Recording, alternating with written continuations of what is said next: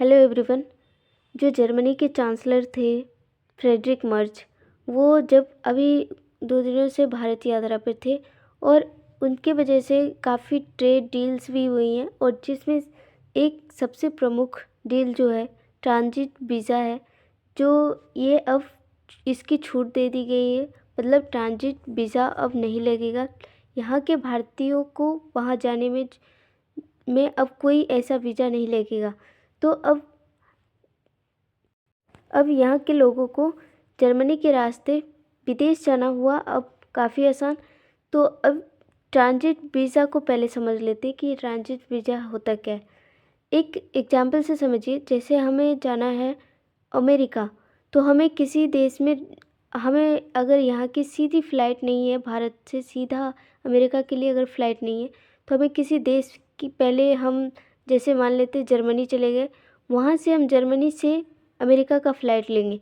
तो अगर हम यहाँ से जर्मनी गए, तो जर्मनी पर जैसे ही हम वहाँ पे उतरेंगे तो हमें दूसरे फ़्लाइट पे जाना होगा। तो उस बीच जो टाइम जितने टाइम तक हम जर्मनी में रहेंगे, उतने टाइम के लिए जैसे हम आधे घंटे या फिर 1 घंटे अगर हमें रुकना पड़ा, तो उतने टाइम के लिए भी हमें वीज़ा की ज़रूरत होती थी, जिसे ट्रांजिट वीज़ा कहा जाता था। और उतने टाइम के लिए भी हमें उस टाइम के लिए वीज़ा अप्लाई करना पड़ता था, उसके लिए वीज़ा लेना पड़ता था, और उतने टाइम के लिए हमें उस वीज़ा के जर्मनी के वीज़ा के साथ वहाँ पे रुकना होता था।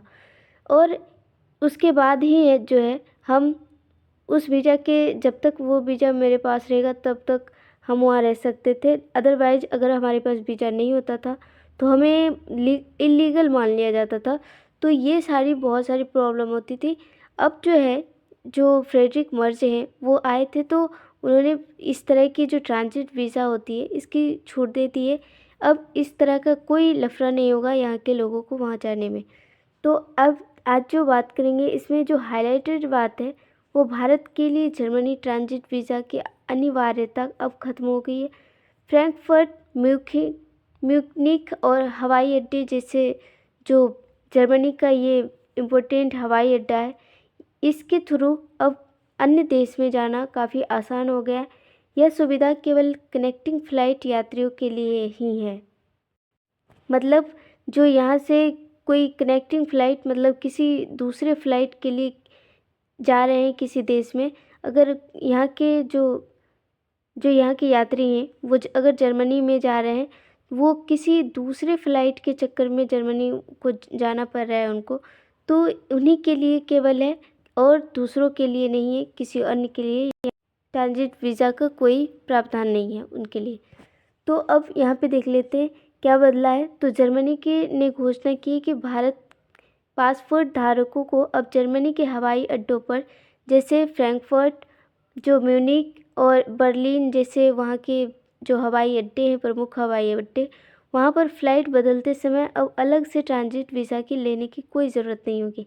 ऐसे यात्रियों को अब बिना ट्रांजिट वीज़ा के कनेक्टिंग फ़्लाइट पकड़ने की पूरी तरह अनुमति रहेगी, अगर वे सिर्फ एयरपोर्ट। अब यहाँ पे एक शर्त क्या है कि वो जो यहाँ से जैसे ही वहाँ जाएंगे, तो अब ट्रांजिट वीज़ा तो अब लेना नहीं है, तो वो सिर्फ इंटरनेशनल ट्रांजिट वीज़ा जो है, तो टर्मिनल के बाहर नहीं जा सकते वो, मतलब सिर्फ जो एयरपोर्ट पे ही वहाँ पे रुकना होगा उनको। जैसे यहाँ से कोई गया, अगर ट्रांजिट वीज़ा उनको नहीं लगता है, तो ऐसा नहीं है कि वो किसी कहीं एयरपोर्ट से कहीं शहर चले गए या फिर किसी अन्य स्थान पे चले गए, जैसे ही वो एयरपोर्ट क्रॉस करेंगे वो इलीगल मान लिए जाएंगे। तब वहाँ पे ये ट्रांजिट वीज़ा जो फ्री है, इसका कोई मान्यता नहीं होगा। इसलिए जो है ये शर्त है कि वहाँ के लोगों को सिर्फ एयरपोर्ट के अंदर ही रहना होगा, इससे बाहर नहीं जाना होगा, और किसी तीसरे देश के लिए आगे उड़ान भर सकते हैं।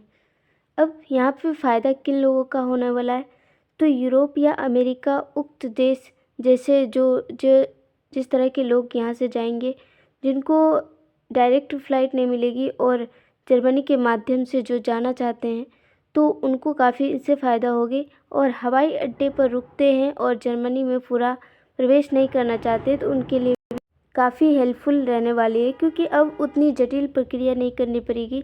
उससे बहुत ज़्यादा प्रॉब्लम होती थी। तो जर्मनी में अब बाहर निकलना या घूमना या वहाँ कुछ दिनों तक रुकना, तब भी आपको सामान्य स्कीम वीज़ा लेना पड़ेगा। मतलब वहाँ पे अगर हम अभी भी वही रूल है, वीज़ा के लिए कोई नया रूल नहीं है, बस सिर्फ ट्रांजिट वीज़ा के लिए हमें छूट मिली है।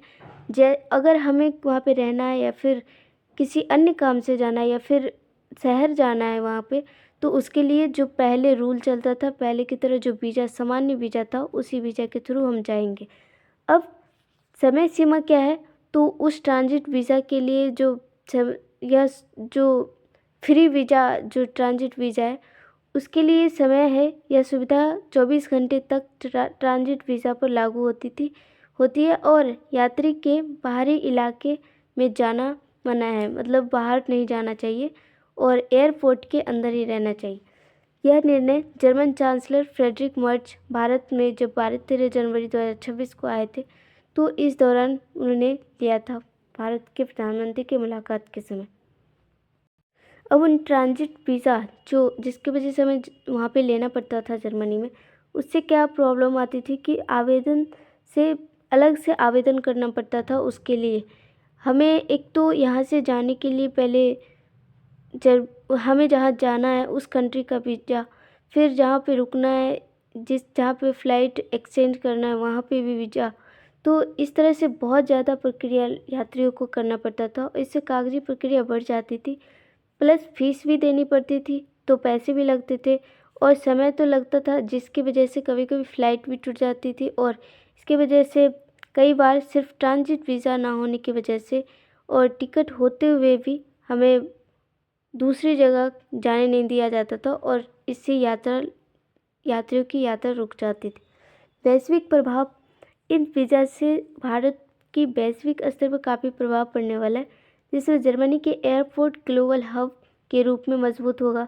क्योंकि जो जर्मनी का जिस तरह से भारत के जितने भी लोग वहाँ पे जाएंगे, तो वहाँ से क्या होगा कि भारत के लोग बहुत सारे कंट्री जाएंगे, जैसे अमेरिका, उधर USA, रसिया, जिससे बहुत सारे बड़े बड़े कंट्री जाएंगे, पूरे देश की यात्रा करेंगे। तो अगर जर्मनी के थ्रू भारतीय करता है, तो इससे क्या होगा कि उसके एयरपोर्ट का महत्व बढ़ेगा और वो काफ़ी ग्लोबली मजबूत बनेगा। साथ ही इंडिया UAE के संबंधों में विश्वास बढ़ेगा, क्योंकि जिस तरह से जर्मनी जो भारत पे इस तरह से विश्वास बढ़ाया है, तो इससे जो यूरोपीय यूनाइटेड है, उसका विश्वास भारत पे भी बढ़ेगा, क्योंकि जर्मनी खुद एक यूनाइटेड यूरोप का एक मेंबर है। अब यहाँ पे जो भारतीय पासपोर्ट की वैश्विक साख में भी सुधार होगा, क्योंकि अब यहाँ जब पहले हम जर्मनी में रुकेंगे, तो जर्मनी से यहाँ से प्रूफ्ड हो जाएगा कि ये पासपोर्ट एक लीगली है, जिससे हमें किसी अन्य देश में उतनी प्रॉब्लम नहीं झेलनी पड़ेगी। साथ ही वैश्विक व्यापार और बिजनेस ट्रैवल को भी बढ़ावा होगा, क्योंकि अगर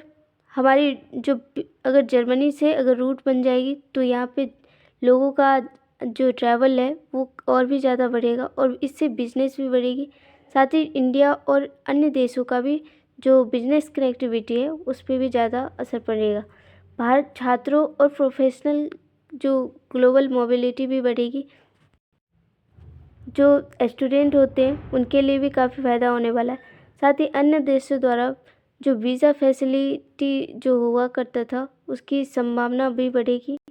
मतलब जैसे जर्मनी ने जिस तरह से भारत को ट्रांजिट वीज़ा के लिए छूट दिया है, तो अन्य देश का भी विश्वास भारत पे बढ़ेगा, क्योंकि जर्मनी जैसे बड़े देश ने जिस तरह से भारत का सपोर्ट किया है, तो हो सकता है इससे अन्य देश भी इससे प्रभावित हो और वो भी वीज़ा की अपनी फैसिलिटी भारत को प्रोवाइड करे। अब भारत की सॉफ्ट पावर इसमें ज़्यादा ग्लोबली मजबूत होगा, क्योंकि इससे ये पता चलता है कि ट्रांजिट वीज़ा तब फ्री की जाती है जब देखा जाता है कि वहाँ के भारतीय लीगली कोई प्रॉब्लम नहीं है। एक भी ऐसा केस नहीं होता है कि कोई प्रॉब्लम होती है वहाँ के यात्रा करने वाले यात्रियों में। तो इस सिचुएशन में जो है ट्रांजिट वीज़ा फ्री की जाती है। तो इससे जो भारत के यात्रियों पर भरोसा होगा और लीगली माना जाएगा और इससे सॉफ्ट पावर और भी ज़्यादा बेहतर होगी। भारत का पासपोर्ट सिस्टम पे बात करें तो भारत का पासपोर्ट सिस्टम जो है वो विदेश मंत्रालय के द्वारा ऐसा बनाया जाता है और पासपोर्ट सेवा केंद्र के माध्यम से जो पोर्टल होते हैं वहाँ से ऑनलाइन के थ्रू बनाया जाता है।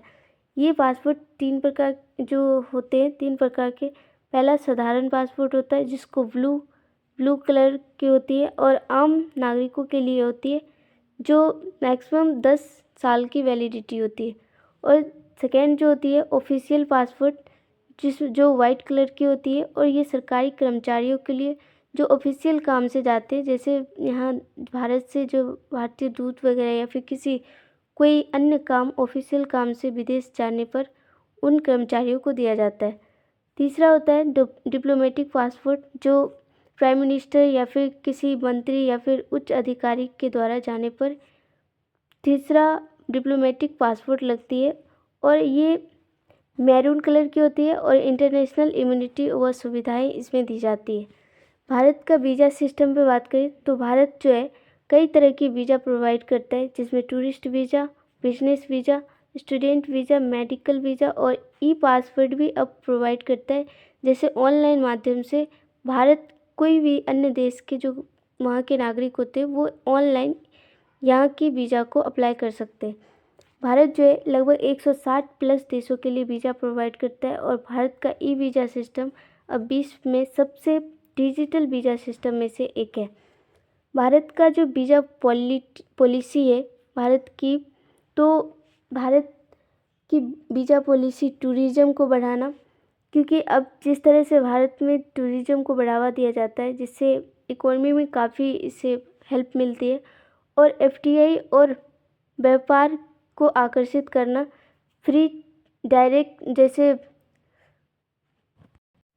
फॉरेन डायरेक्ट इन्वेस्टमेंट, मतलब कोई भी देश अगर यहाँ पे इन्वेस्ट या निवेश करने के लिए कोई कंपनी यहाँ पे वीज़ा का अप्लाई करे तो इसके लिए, और व्यापार को भी काफ़ी आकर्षित करता है। अगर यहाँ की वीज़ा अप्लाई करने की जो प्रोसेस होती है अगर वो सिंपल हो तो इससे काफ़ी ज़्यादा हेल्प मिलती है, यहाँ की आकर्षित करती है। और एजुकेशन और मेडिकल टूरिज़्म के लिए भी वीज़ा प्रोवाइड करती है, जिसमें मेडिकल सबसे ज़्यादा हाई होती है इंडिया के लिए, क्योंकि यहाँ की जो मेडिकल फैसिलिटी है वो काफ़ी सस्ती होती है अन्य नेशनल जितने भी कंट्री हैं उसके तुलना में।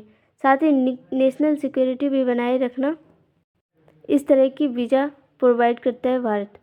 अब यहाँ पे जो जर्मनी के साथ जिस तरह से ट्रांजिट वीज़ा हमारी छूट मिली है, तो इसका निष्कर्ष है कि जर्मनी का यह निर्णय भारतीय यात्रियों के लिए हवाई ट्रांजिट प्रक्रिया को सरल बनाता है और भारत की पासपोर्ट क्रेडिबिलिटी, मतलब कि भारत के जो नागरिक है वो इसको इस तरह से भरोसा और भी ज़्यादा बढ़ गया है। और साथ ही वैश्विक स्तर पर भी भारत के जो यहाँ के नागरिक है उस पर और भी ज़्यादा भरोसा बनेगा कि यहाँ के कोई भी ऐसा केस नहीं है कि कोई धोखाधड़ी या फिर फर्जी या फिर किसी अन्य तरीके से या फिर इलीगल माइग्रेशन करता है यहाँ के नागरिक, ऐसा कोई सबूत नहीं है। तो इस तरह से जर्मनी का भारत के नागरिकों पर विश्वास बढ़ता है। साथ ही इंटरनेशनल मोबिलिटी भी बढ़ता है और बढ़ाता है और इंडिया ईयू को कूटनीति और आर्थिक संबंधों को मजबूती देता है, क्योंकि जर्मनी जो है वो क्योंकि जो यूनाइटेड यूरोप है उससे और इंडिया की संबंध और जर्मनी भी इसका पार्ट है, तो हो सकता है कि इन फ्यूचर जो यूनाइटेड यूरोप के जो मेंबर हैं वो भी भारत पे इस तरह की ट्रस्ट बढ़ाए और भारत को इस तरह की फैसिलिटी दे, जिससे भारत की डिप्लोमेसी और भी वैश्विक स्तर पे और भी काफ़ी मजबूत होगी और यहाँ की जो यात्रा है और भी ज़्यादा आसान होगी। तो यही थी आज की हमारी पूरी, आई होप आपको समझ में आई होगी। Thank you, thanks for watching.